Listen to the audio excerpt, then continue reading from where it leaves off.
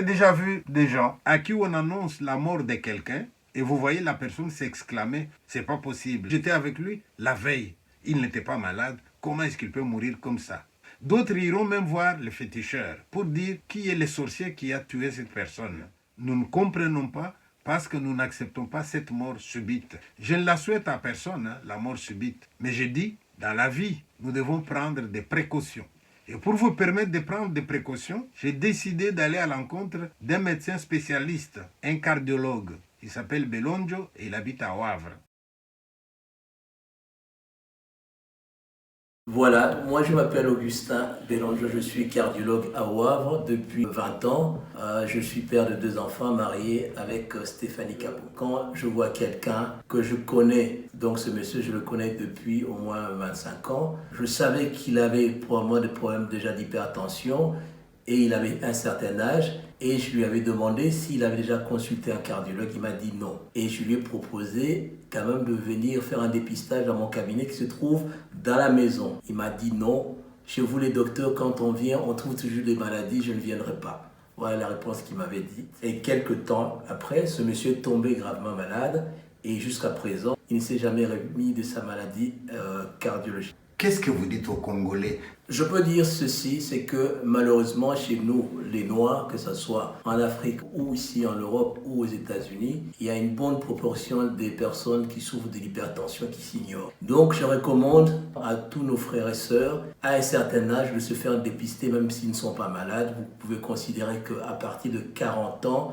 c'est un âge propice à des maladies cardiaques ou vasculaires ou métaboliques, par exemple l'hypertension, le diabète, le cholestérol. Et ces maladies-là doivent être dépistées même si on n'est pas malade, même si on se sent en bonne santé physiquement. Donc ce que je peux dire, c'est que souvent on voit nos sœurs ou nos frères qui sont bien portants, pour certains dans leur tête. Cela signifie être en bonne santé. Le signe d'opulence, c'est ne pas être gros, c'est ne pas avoir un gros ventre. Et malheureusement, souvent quand je leur dis de se faire dépister, ils me répondent en disant « Oui, mais vous les docteurs, vous allez me trouver une maladie, vous allez me donner un médicament, avec vous il y a toujours des problèmes. » Mais on essaye petit à petit de les sensibiliser parce qu'en Afrique, on a le souci, c'est que les gens n'ont pas facile accès aux soins de santé. Donc même quand ils ne sont pas malades, ils ne savent pas se faire dépister. Même quand ils sont malades, ils ne savent pas avoir de l'argent pour se faire soigner. Mais quand on est ici en Europe, on a la chance de facilement d'aller voir ce médecin généraliste quand on a un problème de rhume ou on a une grippe. On peut demander au médecin traitant, « Docteur, vous ne pouvez pas me faire une demande de prise de sang générale pour le cholestérol, pour le diabète ?»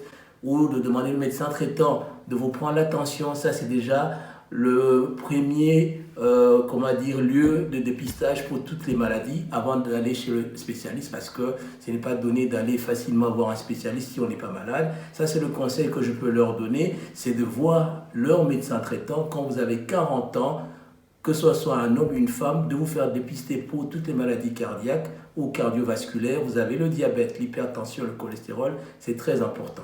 L'hypertension et les problèmes cardiaques.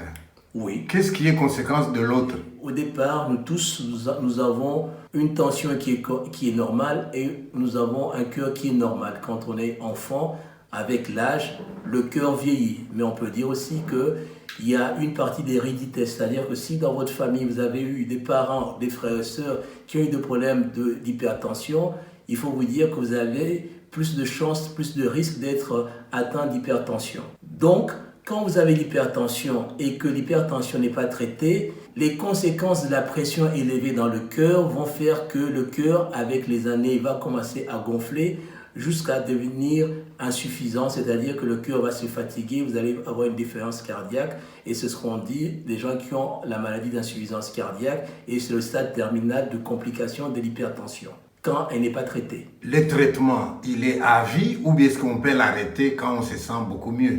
Ce que je peux dire, que quand vous êtes dépisté hypertendu et qu'un traitement débute, on ne peut jamais l'arrêter. C'est-à-dire que vous allez avoir des moments où vous avez un seul médicament qui suffit, ou peut-être après quelques années, le médicament ne suffira plus, on peut augmenter ou réduire ou changer, mais on ne peut jamais arrêter un traitement pour l'hypertension, c'est un traitement à vie. Et c'est simple parce que c'est une maladie qu'on peut guérir. Pas que quand on donne le médicament que la maladie part, mais on peut la contrôler et on peut vivre toute sa vie et mourir d'autre chose que des complications de l'hypertension. Donc c'est un traitement qu'on ne peut jamais arrêter, c'est un traitement qu'on doit prendre toute la vie. On peut avoir un appareil soi-même pour prendre sa tension? Idéalement, ce qui est mieux d'acheter de l'appareil qu'on peut mettre au niveau du bras, le brassard qu'on met au niveau du bras. Celui qu'on met au niveau du poignet n'est pas toujours fiable au niveau des mesures, mais quand vous achetez votre appareil de tensiomètre automatique qu'on met le brassard sur le bras, vous pouvez prendre votre tension tout seul. Il ne faut pas être dans le milieu médical pour savoir comment ça fonctionne. Vous avez un bouton pour le mettre en route et vous allez voir les chiffres qui vont apparaître. Vous avez 3 mesures sur l'appareil. La première mesure, donc c'est la tension systolique, c'est la tension la plus haute. Donc vous allez avoir, par exemple, une tension normale doit être en dessous de 140. Ça, c'est pour le premier chiffre. 13, 14, c'est le maximum. 12, 11, ça c'est l'idéal. Donc 140 ou 14, ça c'est le maximum. Et vous avez le chiffre en bas, il doit être aux alentours de 80, 70 et ne pas dépasser 90 ou 9. Ça c'est le deuxième chiffre. Et vous avez à côté, sur la grille de lecture, vous allez voir, il y a un chiffre qui est en bas qui vous donne la fréquence du cœur, c'est le battement du cœur. On a un battement cardiaque qui est normal chez un être humain, c'est entre 60, 80 et quand vous commencez à être à 90, c'est un peu plus haut. Donc je pourrais dire ceci, une tension idéale serait une tension de 12,7, de 13,8, de 13,7, voilà. Il y a des effets secondaires mais qui ne sont pas mortels. Dans le sens que quand vous prenez un médicament et que vous avez des effets secondaires, par exemple, il y a des médicaments qui peuvent donner des maux de tête. Vous allez avoir des maux de tête avec le médicament. En ce moment-là, vous allez voir votre médecin traitant. Il y a moyen de changer le médicament. Il y a aussi certains médicaments qui peuvent donner des problèmes d'insuffisance rénale, c'est-à-dire que ça va jouer sur la fonction rénale. Et quand cela est décelé, on peut arrêter ce médicament et le changer. Donc, je peux dire qu'il n'y a pas de danger à prendre à vie un médicament contre l'hypertension parce que les effets sont minimes et ne sont pas mortels par rapport aux complications d'une hypertension qui n'est pas traitée. Le surpoids ou l'obésité a un effet négatif sur l'hypertension, donc ça augmente la tension. En général, les gens qui ont le problème d'obésité peuvent avoir souvent un problème de cholestérol et également, souvent, ils ont une résistance à l'insuline, donc des gens qui sont à risque de diabète. Donc je peux dire que le surpoids ou l'obésité est un facteur de risque d'avoir des problèmes d'hypertension, de problèmes de cholestérol et de problèmes de diabète, raison pour laquelle on conseille à nos frères et sœurs de pouvoir faire un effort pour perdre des kilos, d'avoir un bon régime alimentaire, une bonne hygiène de vie. Voilà ce qu'on peut leur conseiller. Vous pouvez nous dire un mot sur les régimes alimentaires, l'idéal? Mais ce qu'on peut conseiller, c'est que quand vous avez une assiette, vous avez 3 choses qui doivent être dans l'assiette. Vous avez les protéines, donc vous avez la viande, le poulet ou le poisson. Vous avez les féculents et vous avez tout ce qui est légumes. Ce qu'on conseille idéalement, c'est la partie féculent, c'est-à-dire que le foufou, le riz, cette partie-là doit être très minime.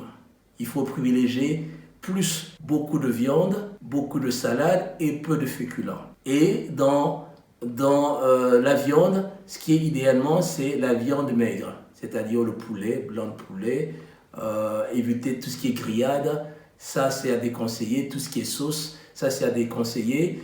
Et idéalement dans les légumes, idéalement c'est préparer des légumes presque à l'eau comme on fait dans les villages ou avec de l'huile d'olive, mais éviter de cuisiner régulièrement avec l'huile de palme qui n'est pas bonne pour la santé.